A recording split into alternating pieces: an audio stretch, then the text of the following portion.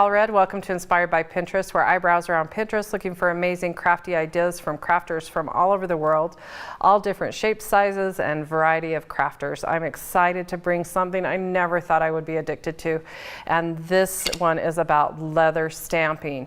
Now, last week I talked about the amazing chip art tools from GCD Studios, the Melody Ross chip art. Now, they were originally created to stamp specifically on chip art, and we're going to show you some techniques that apply whether you're doing leather or chipboard. But I was addicted to this because of the leather attraction, because to me, leather, when you think of leather stamping, you think of horse tack and belts and cowboys and stuff. Cowboys are good. I'm just saying that wasn't my kind of thing. I wasn't excited about it.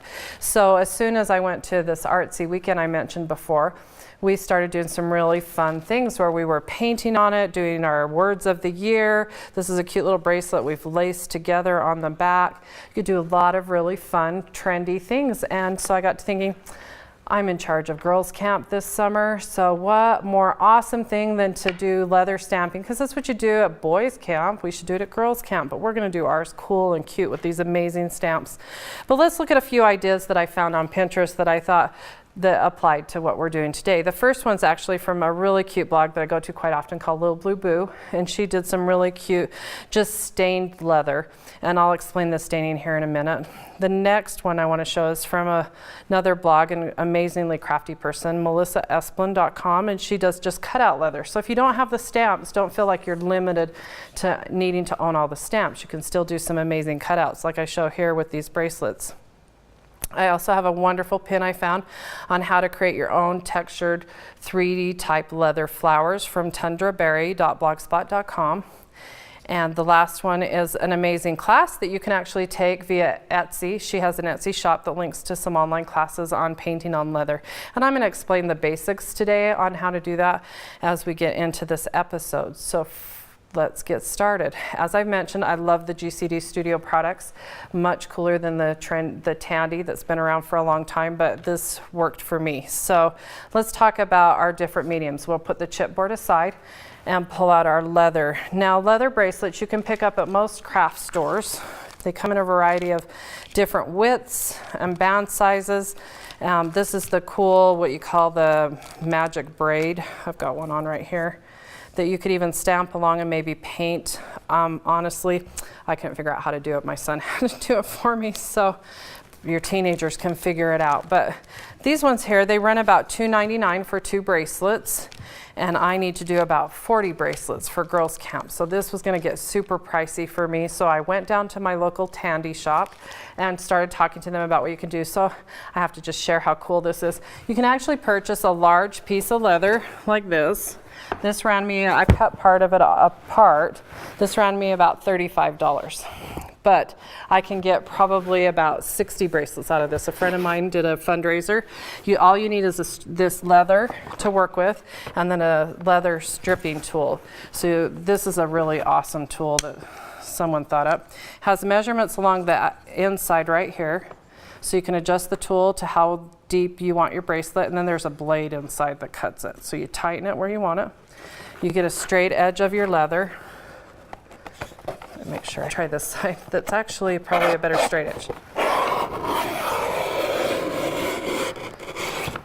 Is that not the coolest thing ever? And then you've got your strip. I can do a lot more with that. I can pull out my crocodile to punch my holes in with at the end. Add some snaps or just some lacing. Awesome tool. I don't believe it cost me more than maybe $12. And then we can cut this down. And then any type of scissors work great. Probably heavy duty. I like the Tim Holtz type ones. These awesome Fisker ones cut right through it like butter. So we'll just start with that, so we can go a little crazy playing with our stamps. So of course I've pre-stamped some, so I'll show you really quick how to stamp, but you don't want to hear me hammer on air. So I've done some that already have the words in it, some really amazing designs already put into them. Oh, here's one I did. I will warn you, be aware when you're stamping.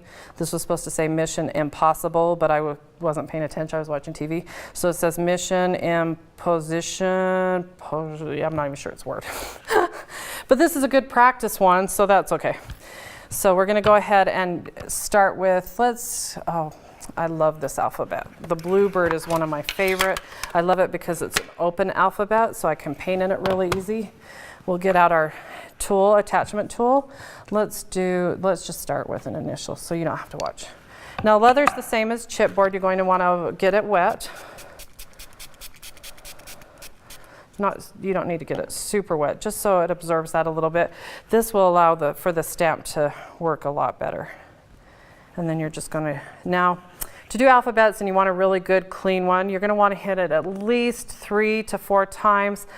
Chrissy from Chrissy Cultivates has this awesome method where she actually hits it on an angle up to 5 times. So I'm just going to do a few times, see how it turns out. So 1.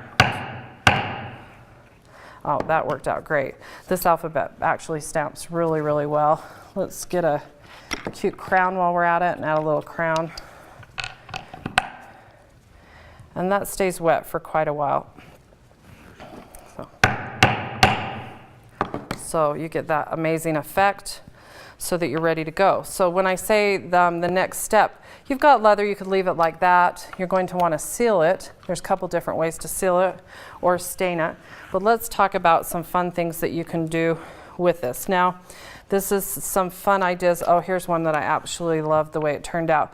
This one I stamped me and you, and then I painted inside the letters with gold.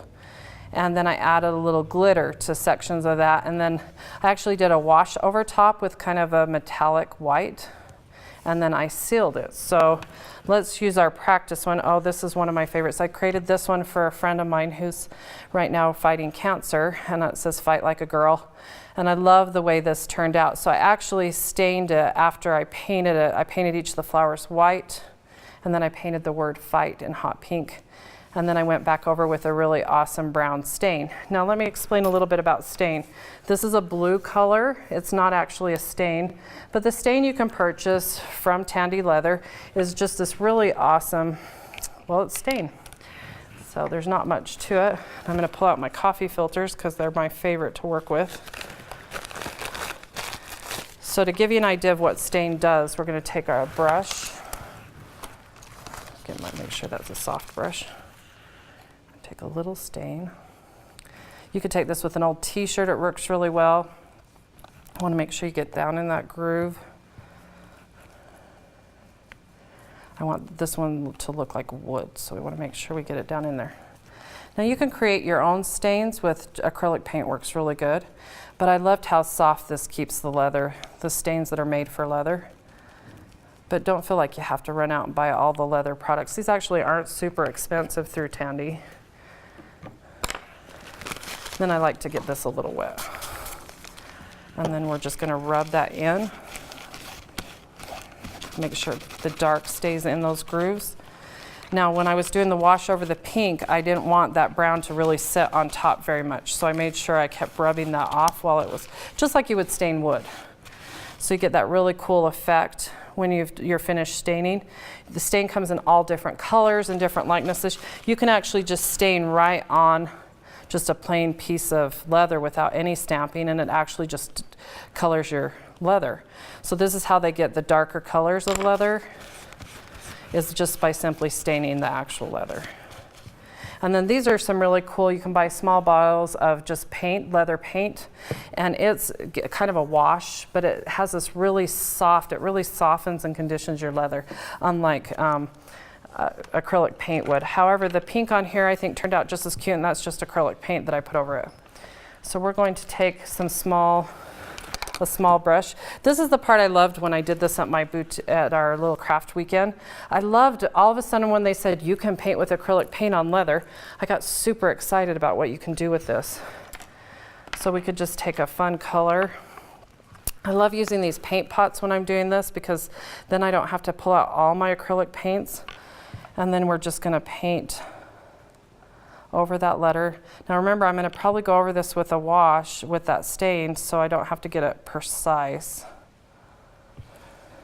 But how simple is that we can go ahead and use those acrylic paints that we've had for everything else on leather.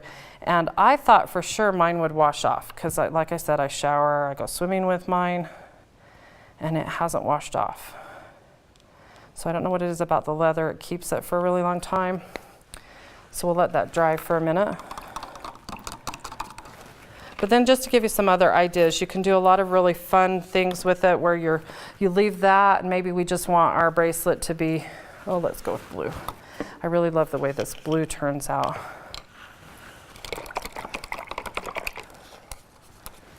So let's do a stain of blue. Just go over that. And so you're not limited. Now we did, like I mentioned, a friend of mine did these for a fundraiser for a daughter, and for the kids at their school, their mascot's a falcon. That's why I have a falcon stamp. And then they painted these green since their colors are green. And they turned out really cool, but really to get that lettering to stand up, you want to go over that with some type of stain to antique it. So here and I like to rub that in so it really absorbs into that. Let's pull out our stain. Now to seal it, they actually have a clear coat sealer, or my friend taught me that she likes to just do a mix of Mod Podge and brown paint and just paints right over the top. So I'm actually going to go over where my design is. You do this exact same technique if you were doing chipboard. Now I even have more ideas I want to share on this topic. So be sure to join me on the next episode where I talk about new and different ways to create leather and chipboard and different methods. So you can do that right over the top of that. I've also done the same thing with where I've used these alphabets on a book where I just punched my name and then outlined it. I love the way that turned out. I did it on a book board. So my mixed media friend asked me to give it a try and tell me what I thought of it. So you can go right over that. Kind of wash that in. She would probably use the full strength. She's probably shaking her head going, that's not how you do it, Lori. To kind of give it, and then mix media that up. So it turns out really well. So it's super versatile. These tools work across the board, mixed media, leather, and different things. I have tried it on wood, and it's worked really good on wood as well. So be sure to give these a try, and thanks for joining me this week.